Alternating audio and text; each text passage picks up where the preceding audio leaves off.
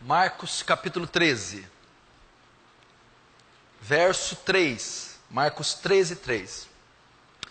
No Monte das Oliveiras, defronte do templo, achava-se Jesus assentado, quando Pedro, Tiago, João e André lhe perguntaram em particular: dize-nos, quando sucederão estas coisas? E que sinal haverá quando todas elas estiverem para cumprir-se? Então Jesus passou a dizer-lhes: vede que ninguém vos engane. Muitos virão em meu nome dizendo: sou eu. Enganarão muitos. Quando porém ouvirdes falar de guerras e rumores de guerras, não vos assusteis.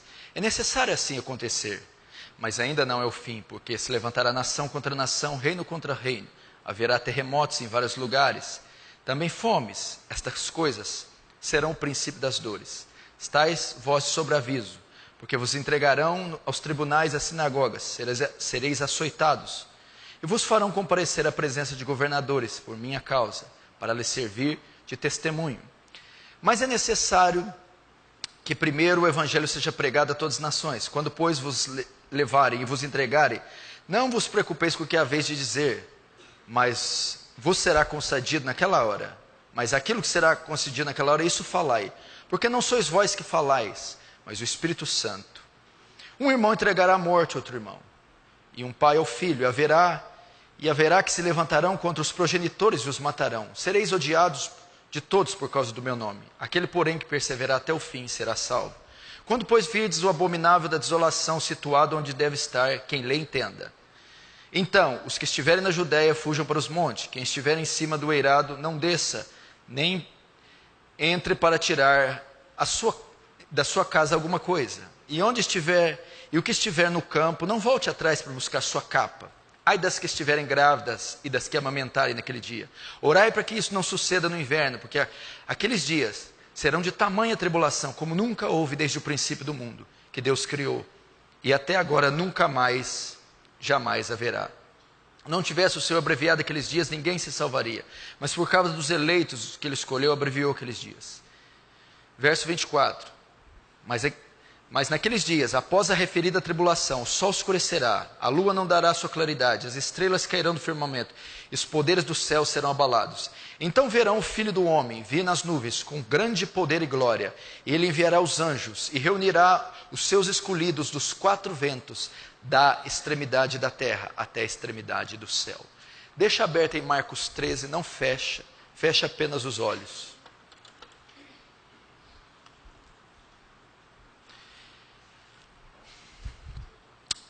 Santo Jesus, pedimos agora, Senhor, a sua graça sobre nós, o seu auxílio na exposição desse texto.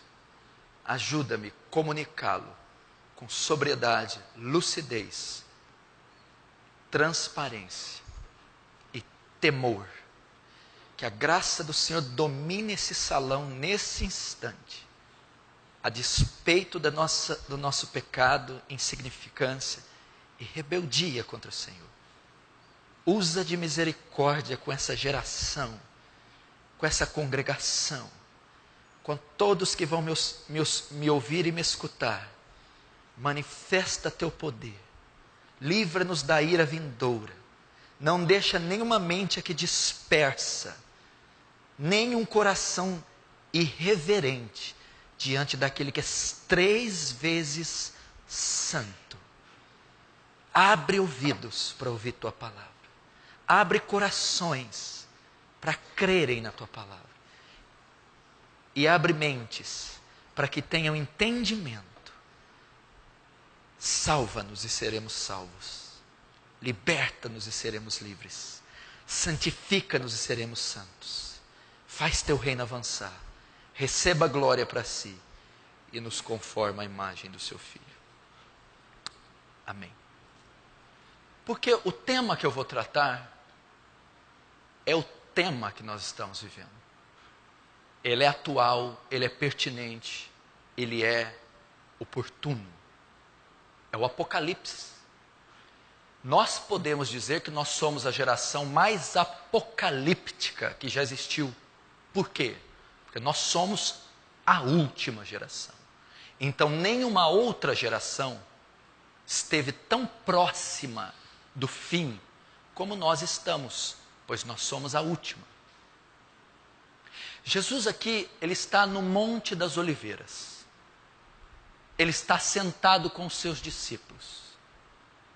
Essa aqui é a última semana de vida de Jesus. É uma quarta-feira. Quarta-feira à tardezinha, eles estão no crepúsculo da tarde. À medida que o tempo vai passando, o céu vai se enegrecendo, o dia vai terminando. É a semana da paixão de Cristo. É a quarta-feira. Na sexta, ele vai ser morto. Ele vai ser crucificado. Ele termina aqui o seu último ensino público. Não há mais nenhum registro de algum ensino de Jesus. Ele passou o dia ensinando. Ele está terminando o dia. E ele vai para a quinta-feira preparar a Páscoa. Os preparativos para a Páscoa. Os preparativos para a última ceia. Então, essas vão ser as suas últimas palavras, até ele ser condenado e ser crucificado. Então, na quarta-feira à noitinha, ele se assenta com os discípulos. Depois de dizer da destruição do templo, os discípulos então, aproveitando o ensejo da declaração de Jesus, dizem: Mestre, que sinal o Senhor nos dá? Quando sucederá todas essas coisas?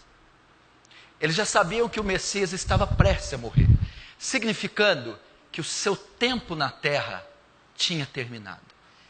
Ele havia cumprido o seu propósito e todas as profecias messiânicas do Antigo Testamento já haviam sido cumpridas em Jesus. O Verbo havia se encarnado. Maria deu à luz a um menino. Ele cresceu sem pecado, cumpriu a justiça de Deus, morreu na cruz, levou nosso pecado, pagou a dívida e ressuscitou dos mortos. Nisso consiste a história de Jesus. E aqui ele está uns passos do cumprimento total da sua primeira vinda. Depois que ele fala isso, surge uma curiosidade, surge um temor nos discípulos, sabendo que a trajetória do seu Messias já ia terminar, ainda que eles não aceitassem a morte de Jesus. Eles perguntam: Senhor, quando é que irá restaurar Israel? Quando é que tomará posse do teu reino? Quando é que toda a terra será encherada do conhecimento e da glória de Deus? Quando é que o fim ocorrerá? Quando é que o Senhor retornará em glória para tomar posse do seu reino? Então Jesus vai dizer. Por que eles perguntaram a Jesus?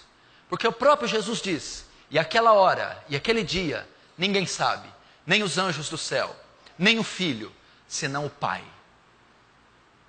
Ninguém sabia com exatidão quando o fim iria ocorrer, quando Jesus retornaria, quando o século se consumaria e esse século passaria. Mas ele deixa alguns sinais. Ele deixa sinais. Ele não disse quando ele viria, mas ele disse o que esperar. E baseado nesses sinais, nós, a Igreja de Cristo, 2000 anos depois do que ele falou, nós também podemos nos situar, estar alerta e preparados para que esse dia não nos pegue de surpresa. Então ele vai dizer, vai responder a pergunta dos discípulos: quando sucederão todas essas coisas? Que sinais haverão da sua vinda? A vinda de Jesus compreende o julgamento do mundo, a redenção da terra. Nós chegamos no capítulo 14 e encontramos um evento específico. A partir do verso 14 até o 23, vai ser narrado aqui um evento específico. E neste evento, nós saberemos com precisão quando Jesus voltará. Este evento é também um sinal, uma comprovação a respeito da volta de Jesus. É a grande tribulação. Veja comigo no verso 19. Porque aqueles dias serão de tamanha tribulação, como nunca houve desde o princípio do mundo, que Deus criou, até agora, e nunca mais haverá. É outro sinal que Jesus deixou. É outra marca do fim. Eles perguntaram quando sucederá todas essas coisas e quando elas acontecerão. Então ele vai e ele traça sinais e ele vai discorrendo um a um. E ele termina dando um dos últimos sinais e derradeiro sinal. Haveria um tempo, uma fase, um evento que anteciparia, precederia a volta do Messias. Este evento se chama a grande tribulação. Jesus disse: virá um tempo de tão grande tribulação que nunca houve na terra e nem jamais haverá. Tudo isso que você está vendo, guerra,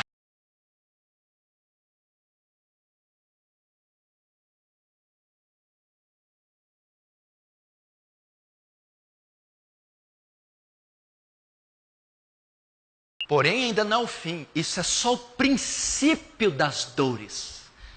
Isso que nós estamos passando é fichinha. Esses assassinatos, crimes, epidemias, terremotos, esses falsos profetas, é só o princípio. Ele usa um termo aqui da mulher grávida, quando está para dar luz. Até ela dar a luz, ela sente várias contrações.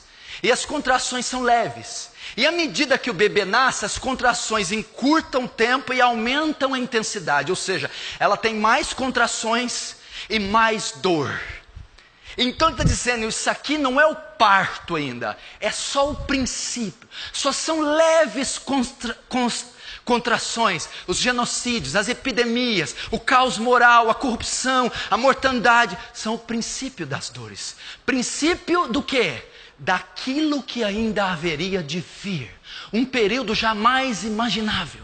Um período de sofrimento, de tragédia que a terra nunca contemplou. Um período que ultrapassa o morticínio da Segunda Guerra. A Segunda Guerra matou quase 100 milhões de pessoas.